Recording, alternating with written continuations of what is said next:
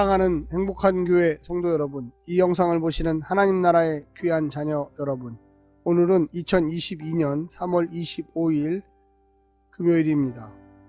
오늘 본문에서는 악성 피부병과 곰팡이에 대한 규정을 마무리하기 전에 본문은 다시 흙, 벽돌이나 돌로 만든 집에 생긴 악성 곰팡이의 색점에 대한 규례를 추가하고 있습니다. 특별히 색점이 생겼을 때 제사장이 행한 진단과 정결 규례를 자세히 다룹니다. 실제 이 규정은 14장 33절부터 37절에 기록된 내용을 보완하고 있습니다. 그 이후 13장과 14장에 걸쳐 주어진 악성 피부병에 대한 규례를 종합적으로 요약합니다. 악성 피부병과 관련된 마지막 규례는 집에 생긴 악성 피부병, 즉 곰팡이에 대한 처리 규정과 회복 규정을 포함합니다. 사람의 피부, 옷감, 가죽, 그리고 심지어 집에서 생기는 색점에 대한 규례는 성경에서 이스라엘 백성들의 정결한 삶이 일상생활의 모든 영역에서 절대적으로 중요하게 요청된다는 사실을 알 수 있도록 하고 있습니다. 특별한 것은 지배 회복 절차를 밟고 있지만 지배 회복을 위해 속죄 제물이 필요하지 않다는 점입니다. 속죄는 사람에게 요구될 뿐입니다. 오늘 본문 레위기 14장 33절부터 57절까지의 말씀을 듣고 다시 보겠습니다.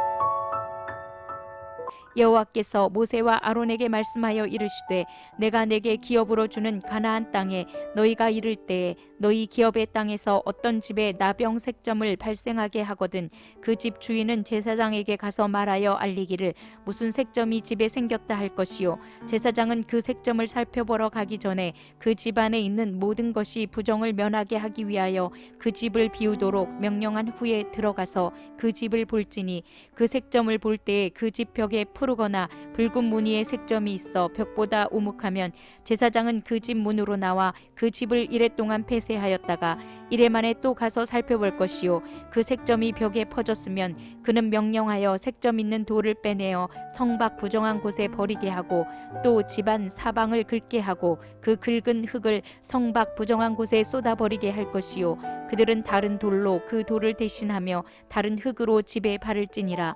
돌을 빼내며 집을 긁고 고쳐 바른 후에 색점이 집에 재발하면 제사장은 또 가서 살펴볼 것이요 그 색점이 만일 집에 퍼졌으면 악성 나병인즉 이는 부정하니 그는 그 집을 헐고 돌과 그 제목과 그 집의 모든 흙을 성 밖 부정한 곳으로 내어갈 것이며 그 집을 폐쇄한 날 동안에 들어가는 자는 저녁까지 부정할 것이요 그 집에서 자는 자는 그의 옷을 빨 것이요 그 집에서 먹는 자도 그의 옷을 빨 것이니라. 그 집을 고쳐 바른 후에 제사장이 들어가 살펴보아서 색점이 집에 퍼지지 아니하였으면 이는 색점이 나은 것이니 제사장은 그 집을 정하다 하고 그는 그 집을 정결하게 하기 위하여 새 2마리와 백향목과 홍색 실과 우슬초를 가져다가 그 새 하나를 흐르는 물 위 질그릇 안에서 잡고 백향목과 우슬초와 홍색 실과 살아있는 새를 가져다가 잡은 새의 피와 흐르는 물을 찍어 그 집에 7번 뿌릴 것이요 그는 새의 피와 흐르는 물과 살아있는 새와 백향목과 우슬초와 홍색 실로 집을 정결하게 하고 그 살아있는 새는 성 밖 들에 놓아주고 그 집을 위하여 속죄할 것이라. 그러면 정결하리라. 이는 각종 나병 환부에 대한 규례니 곧 옴과 의복과 가옥의 나병과 돋는 것과 뾰루지와 색점이 어느 때는 부정하고 어느 때는 정함을 가르치는 것이니 나병의 규례가 이러하니라. 오늘 본문을 세 부분으로 나누어 보겠습니다. 33절부터 47절까지 집에 생긴 악성 곰팡이의 색점 처리, 제사장의 진단, 부정하게 된 집에 대한 정결 의식, 48절부터 53절 회복된 집에 대한 정결 의식, 54절부터 57절 악성 곰팡이 규정에 대한 종합적 결론. 오늘 본문을 주제별로 설명드리겠습니다. 첫 번째, 건물의 짜라아트.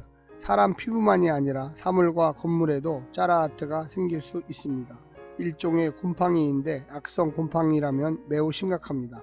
하나님은 자기 백성만이 아니라 집과 땅도 거룩하기를 원하십니다. 그곳은 하나님이 거하시는 땅이기에 단순한 물리적 공간이 아니라 언약적 공간이기 때문입니다. 지금도 하나님께서 선물로 주셔서 함께 하나님의 축복을 선물로 받아 누리도록 주신 집이나 땅이 거주의 공간이 아니라 매매의 공간으로 변질되고 있습니다.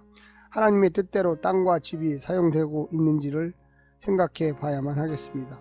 이 공간 안에서 거룩한 갈망들이 쌓이고 또 커져가고 있습니다. 우리 시대의 짜라하트는 곰팡이가 아니라 집을 향한 자본주의의 그릇된 욕망이 아닐까 생각해 봐야만 하겠습니다. 두 번째는 짜라하트의 검사법. 집에 곰팡이 징후가 보이면 제사장에게 보고해야만 합니다. 집안 물건이 부정해지지 않도록 물건을 드러낸 후 제사장은 자세히 조사해야만 합니다. 만일 곰팡이가 벽 표면에 스며들었으면 제사장은 7일 동안 그 집을 격리시킨 후 부정한지를 결정해야 합니다. 우리 집과 소유도 면밀하게 조사해 보아야만 하겠습니다. 위생 상태가 아니라 영적 상태를 말입니다. 탐욕의 곰팡이, 불만의 곰팡이, 사치의 곰팡이, 쾌락의 곰팡이는 보이지 않습니까? 혹 부패한 세상이 용인한다고 세입자에게 턱없이 세를 올려서 떠날 수밖에 없는 주인 아닙니까? 한 가지 예를 들어 본다면 혹 부패한 세상이 용인한다고 그리스도인 세입자에게 턱없이 세를 올려서 떠날 수밖에 없는 그리스도인 주인은 아닌지요? 나도 그런 주인이 되기를 꿈꾸지는 않는지요? 정당한 노동의 대가를 지불하는 직장인이란 말입니까? 양식권 물건을 만들고 유통한단 말입니까? 마지막 세 번째는 짜라하트 해결법입니다. 곰팡이가 확인되면 집안 벽의 오염된 돌과 회반죽을 제거하여 성 밖에 버리고 새 돌과 회반죽으로 교체합니다. 그런데도 곰팡이가 다시 생기면 집을 완전히 무너뜨리고 자재는 성 밖에 버립니다. 격리 기간 동안 집에 들어간 사람은 저녁 때까지 부정하고 그곳에서 먹거나 잔 사람은 자기 옷을 빨아야만 했습니다. 다시 곰팡이가 나오지 않으면 피부병에 걸렸다 나은 사람처럼 정결의식을 거행했습니다. 나 자신이 거룩한 처소가 되지 못하게 하는 것은 무엇입니까? 과감하게 대체하고 제거하고 무너뜨려야 할 것은 무엇입니까? 예수 그리스도의 구속의 은혜가 나와 내 소유의 기초가 되어야 주님의 처소로 합당하게 우리 몸이 지어져 갈 수 있겠습니다. 오늘 하루도 말씀을 묵상하면서 승리하시기를 간절히 부탁드립니다. 샬롬.